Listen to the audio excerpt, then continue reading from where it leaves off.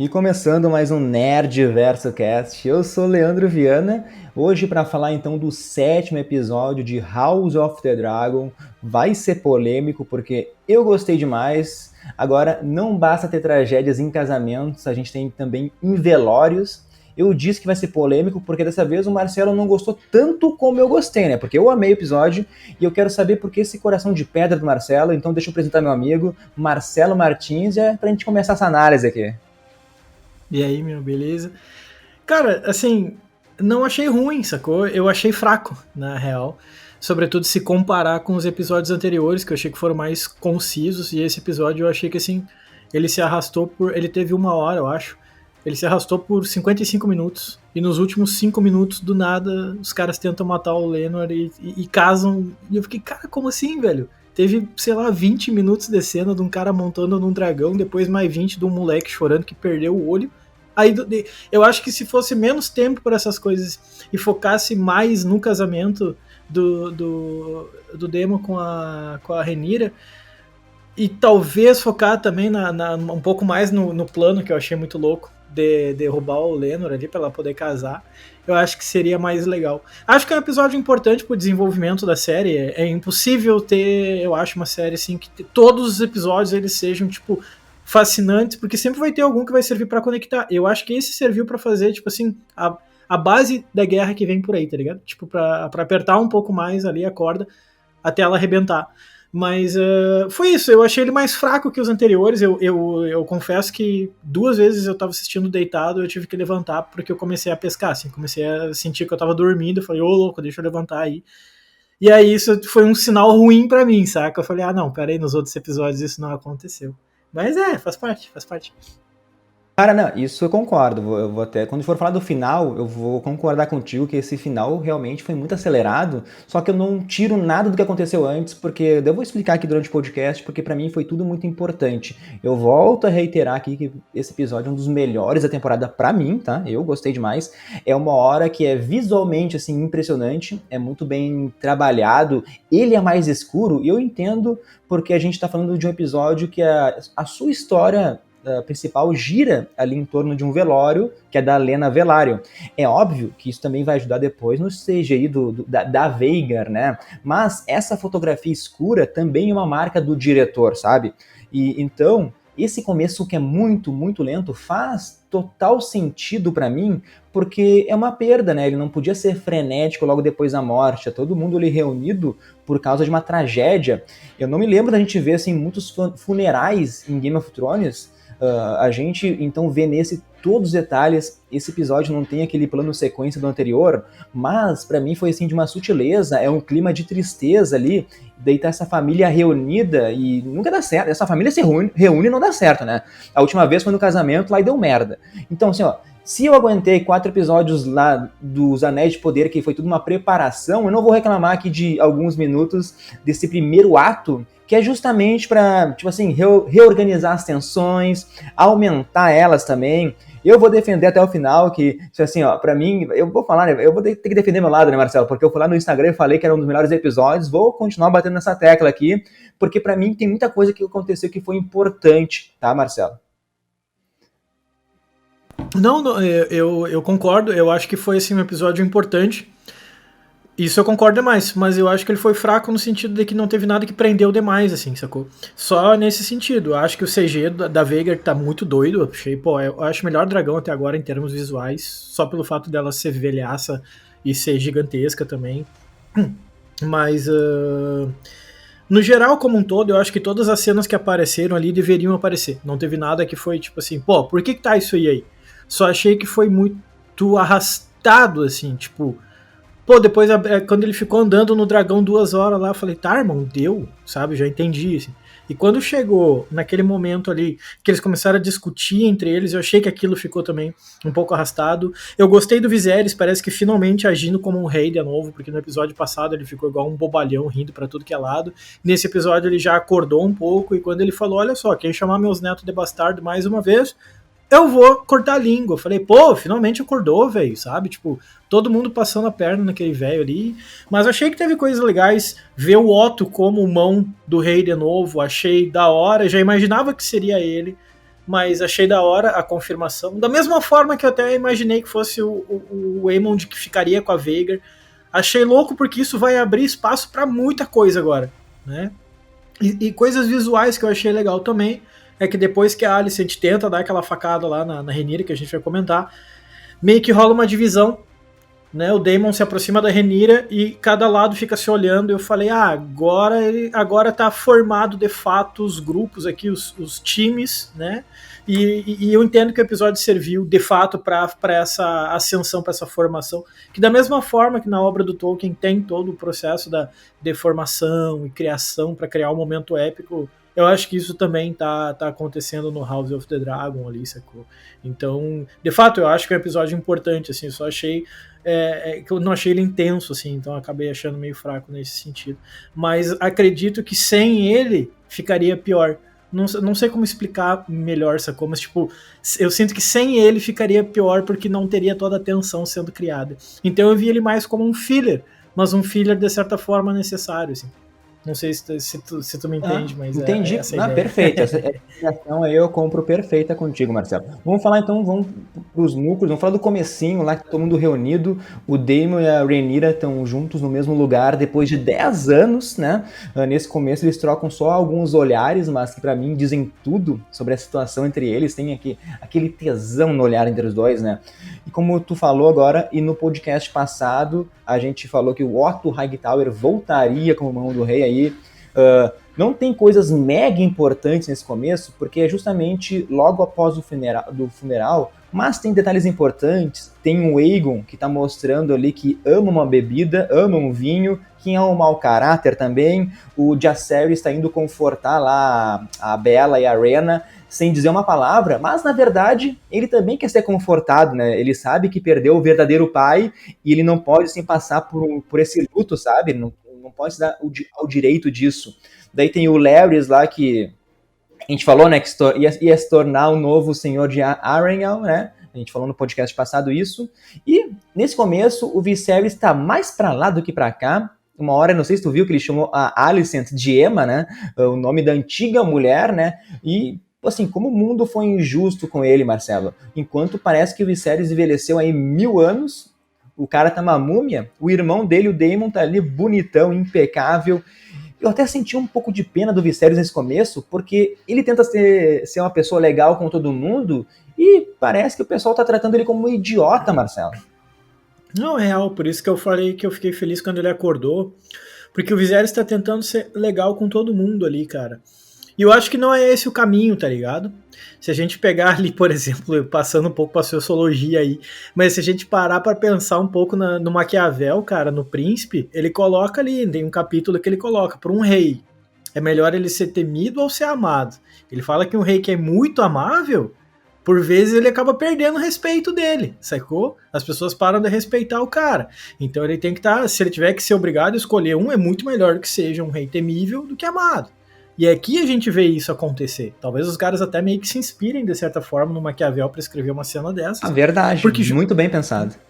Né, porque eu fico pensando assim, tipo, no outro episódio, ele tá agindo como se ele fosse um elo que mantém aquela família, de certa forma, unida, mesmo que seja por uma intriga, assim. Ele é o cara que ainda tenta manter a conexão.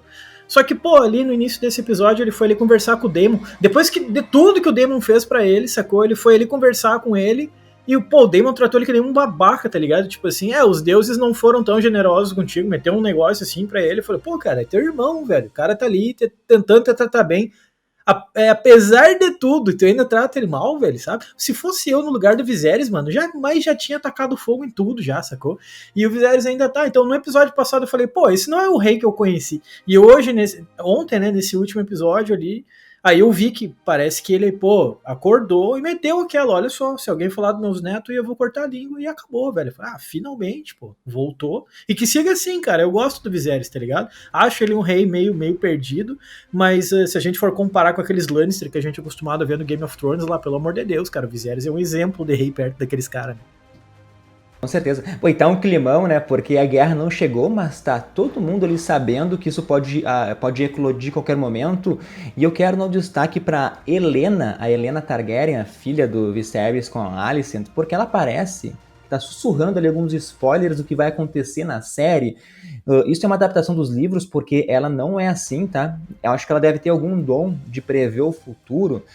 Vale destacar que também ficou escancarado que o Lord Corlys só pensa no poder e nada mais. A gente já vinha falando disso, né? Mas agora ele se negou a passar a sucessão dali de Driftmark para as filhas da Lena, que tem o sangue Velaryon de verdade, e ele quer poder, Marcelo. E não interessa se vai ter sangue Velaryon ou não, porque imagina a conversa aquela hora que ele tem sobre sucessão com aquele piá lá. O guri não tem nem 10 anos de idade. Jura que ele vai se interessar por um assunto de tu vai ser meu sucessor em Driftmark. Então, o Lord Corlys, ele tá cego pelo poder, ele quer colocar a casa Velaryon no trono. Então, sei lá, o cara endoidou, né, meu? Eu vou bater na tecla, então, que esse Lord Corlys Velaryon aí, Marcelo, ele deixa tudo nas entrelinhas, que o mais importante para ele não interessa se vai ter um filho, um neto que não é realmente seu neto no poder, se vai ter um sangue ou não. Ele pode aí surpreender no decorrer da série. Pode. Realmente, cara, o Corlys, eu tenho algum negócio com ele desde o primeiro episódio, eu não consigo gostar dele, sacou? E eu acho que cada episódio que ele aparece, ele confirma o quão escroto ele é, sacou? E é bem isso, ele só pensa no poder acima de tudo. E eu não tenho como ter respeito por ele. O que eu gosto dos arcos, quando aparece ele, é a esposa dele, cara. Eu consigo gostar dela, sacou? Ela é mais consciente, ela é mais racional, assim. Ele, por vezes, parece uma criança, não pensa muito no negócio, né? Mas entendi a discussão que os dois tiveram ali na fogueira aquela hora, né? Entendi o lado dos dois. Foi esse momento, eu fiquei muito em cima do muro, mas entendi o lado dos dois, tanto da Rhaena, como é que é o nome? Esqueci mesmo dela. Rhaenys. Rhaenys, né? Isso, exato. E a discussão que ela teve com o Corlys ali, eu fiquei, cara, pois é, me deixou muito pensativo, porque eu fiquei muito em cima do muro sobre qual lado ficaria, né? Mas me chama muita atenção, sobretudo, o fato deles saberem que o filho deles ali, o único filho deles, é um cara que, tipo, ele sabe que é um cara, pô, sabe, limitadão. Olha o papelão que o cara fez no velório, cara, né? Apareceu o bebaço lá, com aquele outro magrão lá, o Lorde, aquele, sabe, um negócio completamente desrespeitoso, assim. Então, aquela discussão familiar que eles tiveram, eu fiquei em cima do muro sobre qual lado eu escolheria. Entendi a posição do Corlys, foi aí, acho que pela primeira vez que eu, de fato, fiquei tipo, talvez ele tenha razão nessa, né? Mas não sei, vamos ver o que vai rolar aí. Vamos então para a parte da Vhagar, falar um pouco do episódio quando ele começa a ficar agitado de verdade. A nossa dragão ali é recebida pelo capirotinho do Aemond, menino audacioso, não tem dragão, daí vai reivindicar logo a Vhagar. Esse CGI tá perfeito. A dragão Vhagar é a criatura talvez mais antiga que está viva nesse mundo. O Aemond domando e montando o dragão estabelece ele como um jogador de xadrez assim muito importante nesse jogo aí dos tronos. Eu achei muito legal o voo dos dois. Eu sei que tu achou demorado, mas eu gostei muito assim, porque parecia que a Vhagar estava testando o Aemond. Teve um momento até que eu pensei que seria melhor ele morrer queimado lá com um tufo de fogo do que ele cair das costas do dragão daquela altura, sei lá. Então eu acho que a Vhagar testou o Aemond assim e ele passou no teste. Eu achei muito bom também aqueles pássaros passando que nem flecha, assim. Se um pássaro bate em ti, é como se fosse um tiro, Marcelo. Não, exatamente, cara. Eu achei a cena longa, mas não achei ruim. Eu quase aplaudi o CG, cara. De novo, o visual desse dragão tá demais. Eu achei muito doido a hora que o moleque foi meio que puxar ele ali. E ela chegou a acender, né, o fogo ali, apareceu na garganta. Falei, pô, vai estourar esse moleque igual a Lena.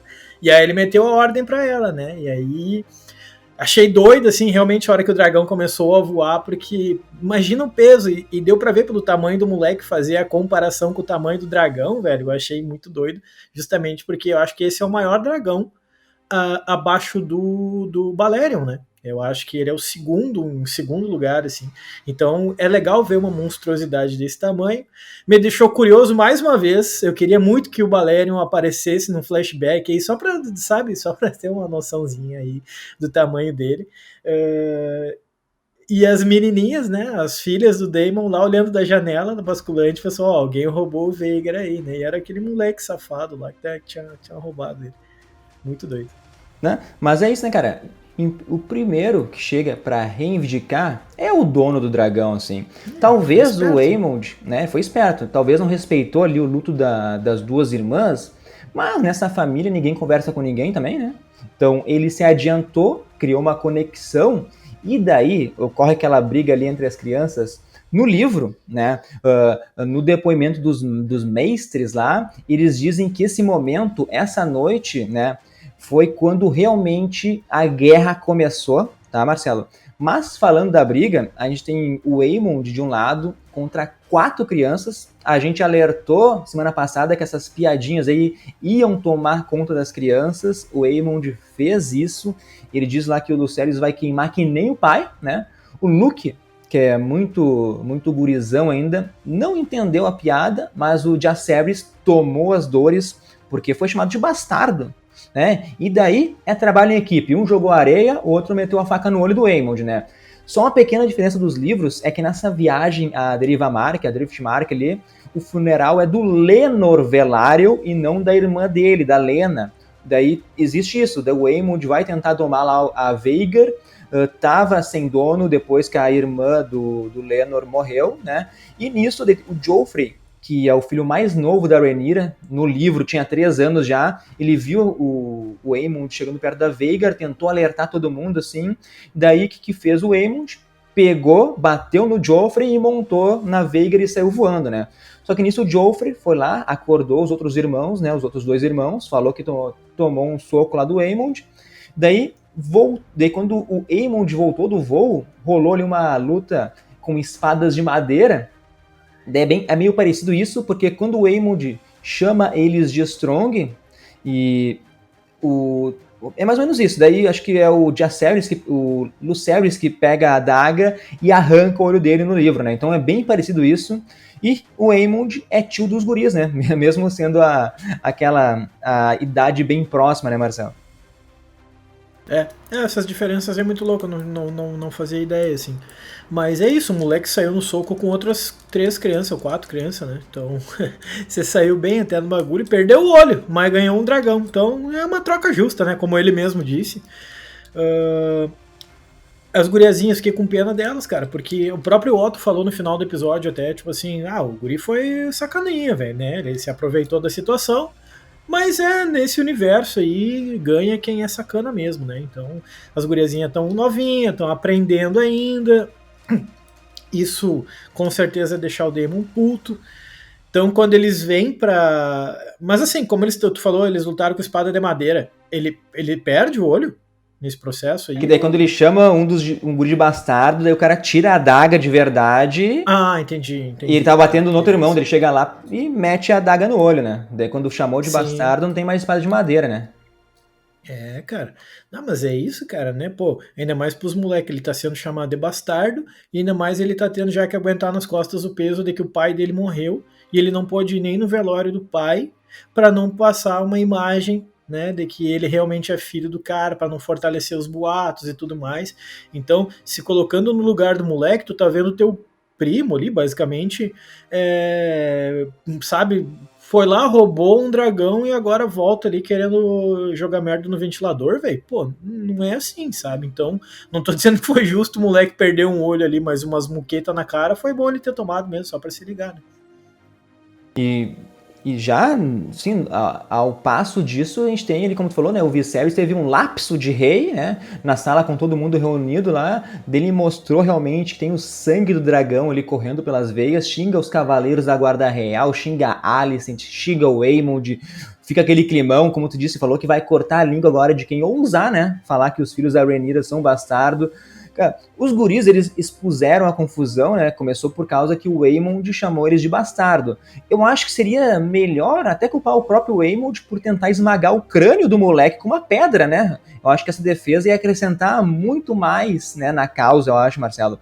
Aí, tipo assim, a Alicent nesse momento enlouquece, né? Porque o filho dela tá com agora uma cicatriz gigante ali no olho. Daí, eu acho que a Alicent chamou lá, né, a lei de Talião, uma exigência muito fria para que olho por olho, né? Pô, meu filho perdeu um filho, vamos tirar. Meu filho perdeu um olho, vamos tirar um olho ali do filho da Rhaenyra também, né? Tem que remover esse olho. Cara, e daí a atriz pra mim, a Olivia Cook, a Alicent, ela brilhou demais, Marcelo. Não, ela mandou bem demais, velho. É tanto que ela manda tão bem que eu odeio o personagem dela, velho. Ah, que guria chata que virou, cara. Sabe, tudo, eles são bastardos. Falei, e tu, que casou com o pai da tua melhor amiga, velho, sabe? E nem falou pra guria, que tá querendo falar coisa aí, baita hipócrita. Mas veio com esse papo aí de olho por olho, dente por dente, mano. Olha o que o filho dela falou, mas é isso, né? Ali ela tá agindo como mãe, ela tá meio que defendendo os filhos até as últimas circunstâncias, e não é assim que a banda toca, velho.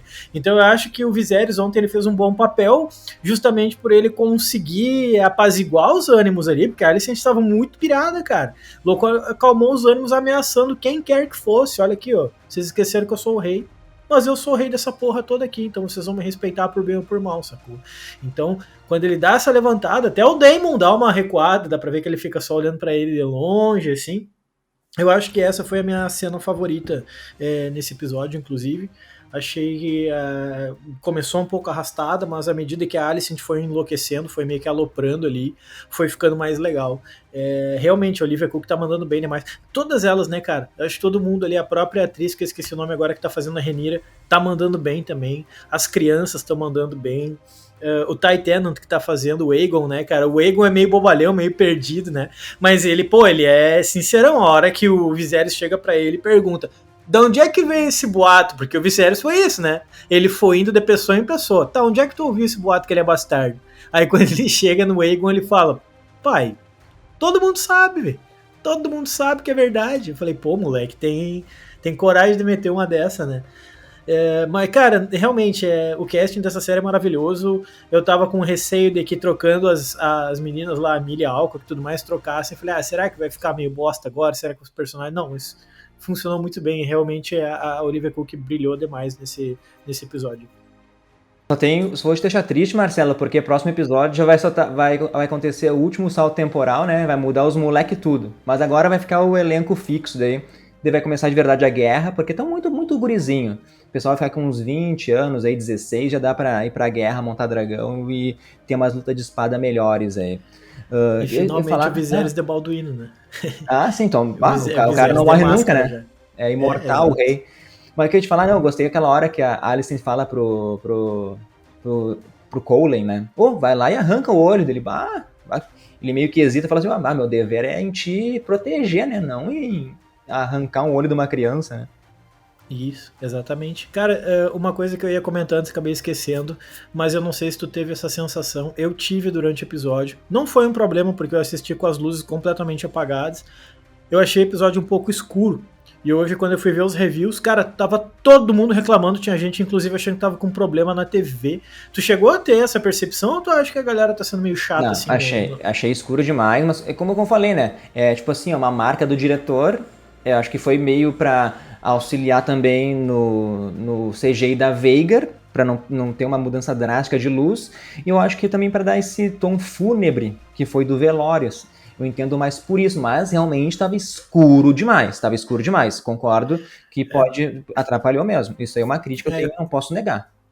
Eu lembrei um pouco daquela batalha que teve lá no Game of Thrones, lá, o episódio da Longa Noite, né? Que realmente é uma batalha que rola lá e, pô, às vezes tu não vê o que tá rolando porque tá escurão demais, assim, né? Então, senti um pouco isso também. Acho que as críticas estão um pouco demais. Bom, a galera tá caindo em peso em cima disso. Não consegui enxergar nada. Falei, para aí também, parceiro. Não vamos exagerar também, sacou? Mas realmente ficou escurão. A cena da Veigar foi, acho que, a parte mais difícil de conseguir, de fato, enxergar. Mas de boa, deu pra ver, isso aí pra mim não é uma crítica, mas é só, eu ia comentar antes, acabei esquecendo, mas é que realmente tá todo mundo reclamando disso, velho. a pessoa for ver de dia com janela aberta, não vai ter como assistir. Isso aí Não daí vai é rolar. um problema, né? Mas qualquer série de dia que tem alguma cena escura já atrapalha se tá vendo a luz do sol, né? Vamos então para falar, que a gente nem falou ainda do Daemon e da Rhaenyra aí. Quero voltar um pouquinho no episódio, lá pra parte lenta mesmo, que é quando a Rhaenyra tá andando na praia com o Daemon. Pô, ela vê, né, que a dor do Lenor perder a irmã é preocupante pro Lenor manter esse casamento de fachada, né? Pô, ela desabafa, né? Ela, como mulher ali, nunca se viu amada de corpo e alma pelo marido, e nem pôde também ficar de luto pela morte do pai dos seus filhos, que é o Arwen Strong. E o Daemon, né? É um amor recíproco de anos atrás que os dois têm. E agora ela não é mais aquela criança. E depois, então, de todo o barraco na família, lá que a gente contou, a Rhaenyra entendeu que o casamento com o Lenor e os filhos que ela tem também, isso é muito fraco para manter ela no trono. Ela vai ter que ter assim essa guerra contra os verdes e precisa do Daemon do lado dela. Então esse casamento assim sem que ninguém sabe, né? Ninguém sabia do casamento, ela se casa com o Daemon muito rápido. É uma grande jogada da Rhaenyra em busca do Trono de Ferro, né? É um rei Targaryen ao lado dela agora. Vai ser algo mais fácil talvez do povo engolir, sabe, Marcelo? Só que para isso eles tiveram que se livrar do Lenor e eu quero saber se te surpreendeu tudo isso aí no final. Eu achei que isso aconteceu super rápido, velho. Podia ser explorado um pouco melhor. Porque foi a minha parte ali, depois da treta lá no salão da lareira, lá do moleque perdeu o olho. Eu achei que, pô, essa cena foi muito doida, porque faz todo sentido os dois casarem. Primeiro pela questão política, mas também porque eles se gostam, isso é inegável, sacou? E isso é uma coisa que vem de anos, assim. Tem aquela cena bizarra lá que ele levou a guria pra zona lá e foi dali e não deu-lhe, ficou aquele clima, né, cara? Aí agora finalmente foi, né? Eles foram lá pra baixo de um casco de um navio, sei lá o que aconteceu lá. Mas realmente, cara, fez todo sentido, eu não senti que foi nada forçado. Eu falei, pô, realmente esse casamento é algo que eu já imaginava vendo há um bom tempo, desde que eu vi os dois. Não tem agora como criticar. Isso pega mal pros moleque bastardo ali, com certeza vai pegar mal, porque daí agora tu vai ter um filho com cabelinho platinado e tudo mais. Vai agora pegar mal. Ah, mas os outros são bastardos. Vão virar uns Snow ali, basicamente, né? Talvez, não sei, eu que tô dizendo. Mas é isso. Se eu sentisse que fosse um casamento, sério que vamos bolar um casamento entre esses dois e não tem nada a ver com a história. Não, foi um bagulho quase que natural, assim, né? Claro, natural, né, deixando bem claro aí pra série, óbvio, tá? Não tô dizendo que eu acho normal na vida real, no dia a dia, mas pra série, sim, casamento do tio com a sobrinha ali, justamente pra fortalecer a Sim. casa e o sangue valeriano, né? Mas e tu ficou surpreso ali ou tu pensou que eles iam matar mesmo o Lenor? Quero saber, tu que nunca Ah, sim, é leu. verdade. É verdade. Cara, a hora que ele apareceu no finzinho careca ali, eu não vi que era ele. Eu fiquei olhando e falei, eu conheço esse cara, quem é esse cara? Daí ficou, não, cara, eu lendo, eu soltei. Falei, claro, mataram um cara qualquer na fogueira ali.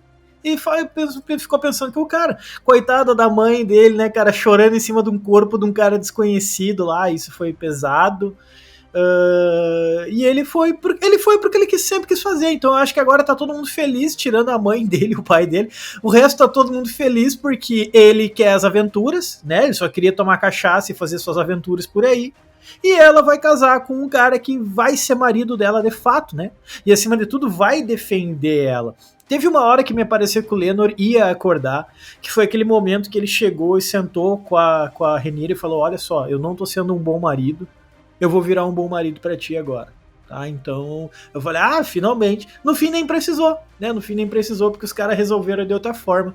Então, esse final foi bom porque ele encaixou tudo. E aí deixou a guerra pronta para acontecer. E eu fiquei feliz porque a Rhaenyra saiu fortalecida, né, mano? Casar com o Daemon ali agora o bagulho vai ficar louco. E é isso aí. Eu achei muito, muito, muito doido esse final.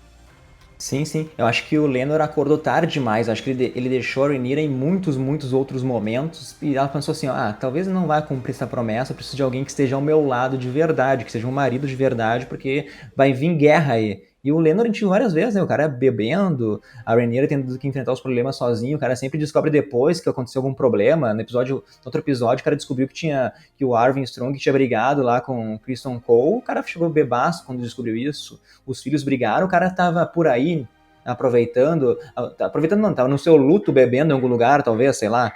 Então, cara, tipo assim, fingir mortes também não é algo novo na franquia Game of Thrones. Vamos lembrar aí do Theon Greyjoy, né, que ele forjou lá as mortes do Bran e do Rickon Stark, utilizou essa mesma tática do corpo queimado, né. Então, e a gente pode ver no episódio, logo antes dessa cena, o Daemon, ele pegou um guardinha nos corredores, deu ali um mata-leão, apagou o cara, e com certeza foi esse corpo que usaram lá para queimar, né.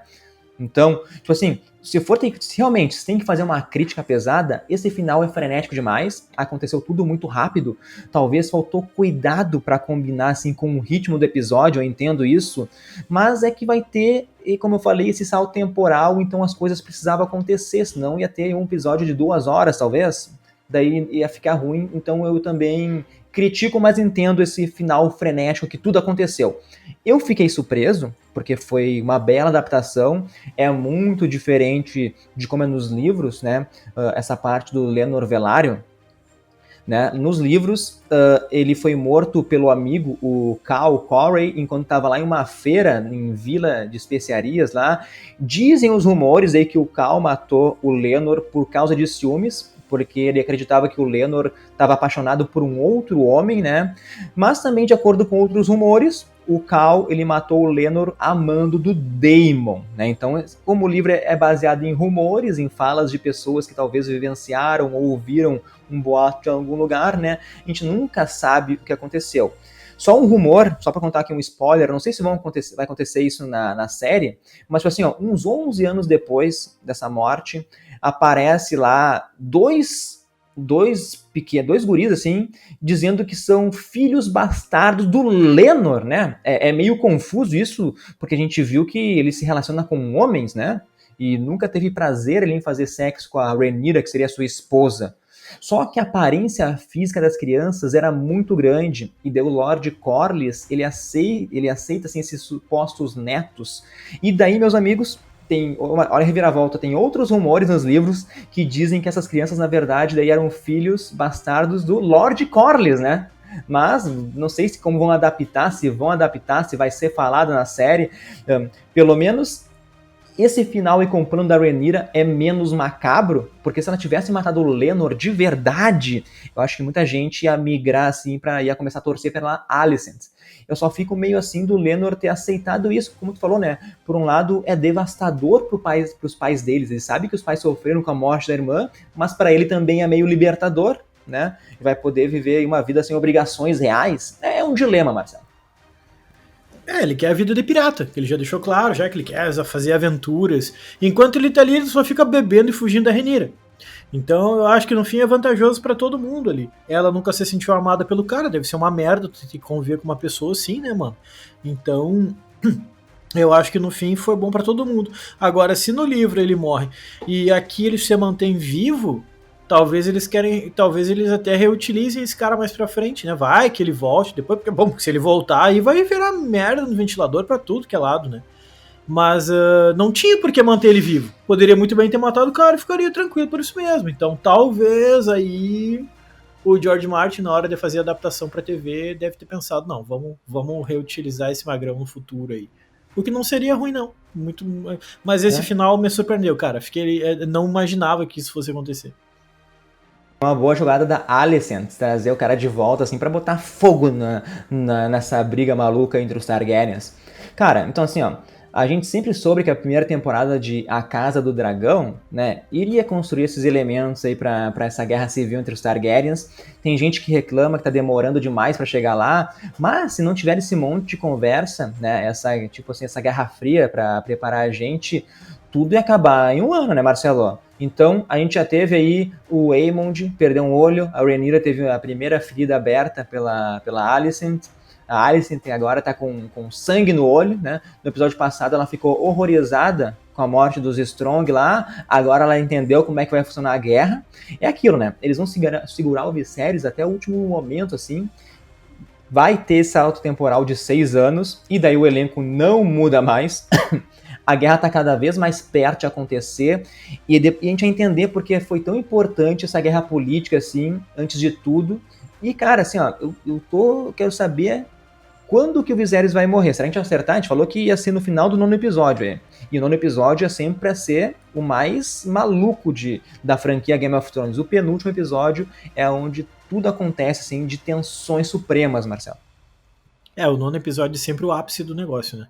Se eles seguirem essa onda do Game of Thrones ali, daqui 2 episódios, então tem tudo pra ser o grande episódio. E é o que aparenta, cara. Eu tô achando que ele morre no 8º. Eu tô achando que o Viserys vai morrer no 8º episódio. No próximo, ele deve morrer no fim do episódio. E o 9º episódio vai começar na pauleira. Tipo, o Viserys morreu, não tem mais nada que... Não tem uma barreira que evite o confronto entre os dois lados. Então, vamos pro pau. E eu acho que é isso que vai acontecer. Eu acho que o 9º episódio vai equivaler ao 7º episódio do Rings of Power, né, dos Anéis de Poder ali, que vai ser o momento da pauleira louca. Só que aqui vai ser uma pauleira louca mais legal ainda, porque tem dragão, né, mano? Então, como é que tu não vai gostar de uma pauleira que tem dragão pra tudo que é lado, ainda mais um dragão do tamanho da Vhagar, né? Então, pô, tô esperando muito esse 9º episódio aí, vamos ver, mano. E aí, temos mais alguma coisa pra lembrar de falar? Não lembro mais nada, acho que a gente falou tudo, né, Marcelo? Não, acho que é isso aí, cara. Todo ponto a ponto aí, de boa, é isso aí. Se tu lembrar, tu me atravessa aqui, me fala, me interrompe, beleza, porque senão vamos agora pro bloco dos abraços, que é para todo mundo que segue o Nerdverso Cast no Instagram, para quem é inscrito no nosso canal do YouTube, te inscreve lá, tem diversos vídeos a mais do que podcasts. E lembrando que os abraços são sempre um oferecimento do curso Propulsa, que vai ser preparação para Enem, para vestibulares, mas é sempre em matemática, né? Então, se está com dificuldade nessa matéria, vai lá no YouTube, procura o Propulsa, te inscreve nesse canal também. E os abraços de hoje, para o 7º episódio de House of the Dragon, é para Rita Burnatovski, Thalita Santos, Wanderson Souza, Cristiane Araújo, Matheus Julian, Elisa Dubois, Gabriel Palhares, Adriele Varela, Marcela Escapim, pro Dani.dan. Maiana Souza e pro Gleidson França, Marcelo. Estamos chegando ao fim aí da primeira temporada de House of the Dragon. Tá concorrendo com certeza aí a melhor série do ano pelo Nerdverso aqui. A gente vai fazer o nosso Oscar aí final do ano com melhor ator, melhor atriz, melhor vilão, melhor filme, pior filme. E eu acho que House of the Dragon aí é uma das candidatas a levar vários prêmios, Marcelo. E merece, cara. Merece muitos prêmios em tudo. Vestimentas, CG, atuações, história. Não tem o que falar, cara. É uma série impecável demais, assim, sacou? Então, que bom, cara, que a gente tá tendo a possibilidade de ter acesso a uma série como essa, né? Que ultimamente as séries não tem lá, assim, meu Deus, grandes. Essa tá acertando em tudo, cara. E, pô, eu fico contente demais com isso. Agora tô curioso, próxima semana, domingo, o que vai rolar, né? Como é que vai rolar. E quando a série te deixa ansioso, esperando o próximo episódio, isso é muito legal, cara. Né? Isso é muito doido. Isso até me faz pensar que talvez eu prefira, no fim das contas, aí, uma série com um episódio por semana, que antes eu preferia a série inteira. Agora, um episódio por semana faz eu pensar um pouco mais sobre aquele episódio e esperar o próximo me deixa mais ansioso. E isso também tem o seu lado bom, né, às vezes. E é isso aí, meu. Obrigado, galera, por tudo aí, como sempre. E segue a gente lá no YouTube também, né? Estamos trazendo material, como o Leandro falou, né? E é isso aí, mano. Isso aí, então, série assim, semanal é bom pra gente criar teoria, tentar acertar o que vai acontecer, o que não vai, a gente pode refletir um pouco mais, né? Mas, então a gente se encontra semana que vem pra falar mais aí de House of the Dragon. Até mais, pessoal. Tchau, tchau.